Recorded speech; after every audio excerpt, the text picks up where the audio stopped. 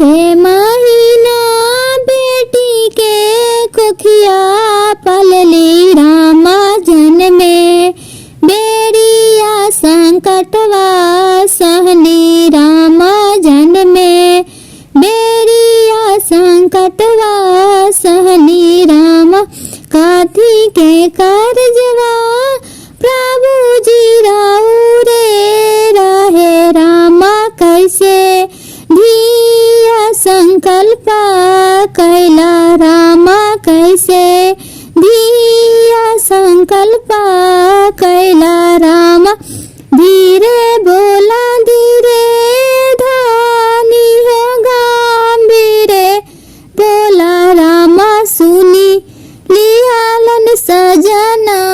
लोग रामा सुनी लिहालन सजना लोग रामा एक हाथ धानी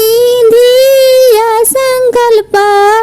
कैली रामा दोसर हाथ नायन माँ पुछनी रामा दोसर हाथ नायन माँ पुछनी रामा होते भी न सरवा कोहवा फटी गेलै रामा वन में कोयलिया बोले लगलै रामा वन में कोयलिया बोले लगलै राम करवा के गिटवा धाइले सुंदर दुल्हा राम उठा